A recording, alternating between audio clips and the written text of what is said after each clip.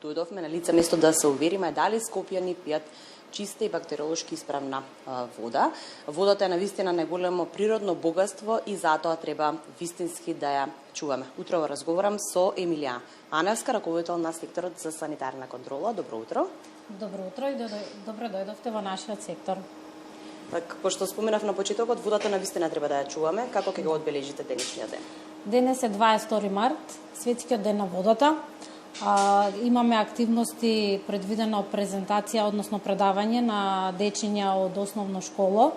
Предавањето е наменето согласно нивните наставни содржини, ќе биде во контекст на подземните води и извориштата, како и темата која што ја обработува светскиот ден на водата, биде промената која сака да ја види светот.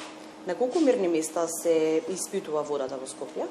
Секојдневно екипа од нашиот сектор оди на отприлика на 40 мерни места, од каде што се зема примероци и се носат во овие лаборатории и се испитува водата од однос на физичко-хемискиот аспект и микробиолошка анализа. Каков е бактериолошкиот состав на водата? Водата од крајниот потрошувач е секако микробиолошки исправна и санитарно безбедна и квалитетна за пиење. Да го споменеме и хемискиот состав на водата. Се наоѓаме токму во таква лабораторија? Да. Во моментов се наоѓаме во хроматографската лабораторија, каде што имаме определување на параметри кои што се определуваат со хроматографските методи, како анионите и катионите и трихалометаните со гасен хроматограф. Водата која што стига до крајниот потрошувач во градот Скопје ни доаѓа од Рашче. Водата од Рашче е доста квалитетна со избалансиран минералошки состав. Хемиски составот не е променет со години. Тоа е така затоа што изворот е со една константна температура годишна непроменета од околу 13 степени, како и pH на средина која што е неутрална, односно 7, и на еден начин на организмот му влијае добро. Позитивно, да. Позитивно, да. Значи ли тоа дека скопјани може да спијат мирно, дека пијат чиста вода? Скопјани го имаат благодетот да го имаат Рашче во близина и снабдувањето на градот Скопје да ни доаѓа од овој извор кој што е непроменет и квалитетен со години, така да ние сме тука за да го гарантираме квалитетот и безбедноста на водата за пиење која што стига до крајниот потрошувач. Треба ли да пиеме вода од чешма? Или, бидејќи навистина е тренд, секој од нас знае да купи флаширана вода? Што е подобро?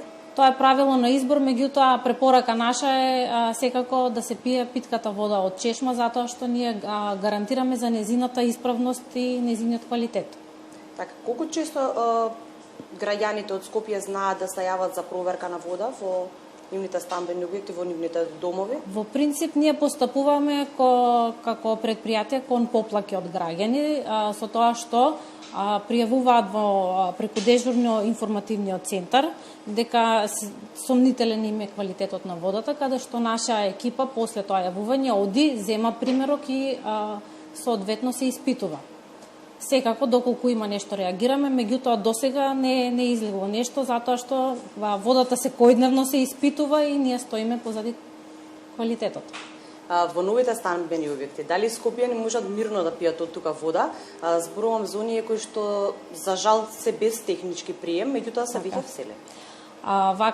Постапката оди на тој начин што пред да добие новоизградената зграда технички прием, се обраќаат кај нас како предпријатие и екипа од секторот ДЕОК оди да изврши дезинфекција на мрежата со хлорирање и испирање, па потоа наша екипа оди зема примерок и ние го испитуваме. Значи, доколку водата е неисправна, не се пушта во оптек. Така да мора да се стигне до тој степен да е исправна водата за една зграда да биде пуштена во употреба. И за крај, бидејќи веќе се уверевме дека пиеме чиста вода во Скопје, на порака од вас до најмладите кои што всушност ќе бидат и ваши гости денес. Како да ја зачуваме воедно и природата и водата? Ние секогаш даваме препораки за штедење на водата. Најмалите тоа знаат да го научат преку секојдневните нивни навики, додека си ги мијат забите, да не потребно да не ја трошат водата. Кон повозрастните ќе пратиме една порака во летните периоди рационално да ја користат водата и за полевање на нивните дворови и градини да користат техничка вода од бунари. Благодарам многу на одвоеното време. Убава порака пред се до најмладите, кои што ќе бидат и денешни ваши гости, како што споминавме неколку пати. Меѓутоа, верувам дека и понатаму остануваат отворени за посети, посебно на најмладите. Во нашата програма, годишна програма, имаме предвидено едукација на млади. Тоа е со една основна цел за да им се приближиме ние како сектор и која е целта што ние постоиме како лабораторија. Да едноставно да им влееме доверба на потрошувачите. Благодарам уште еднаш. Ви благодарам и на вас.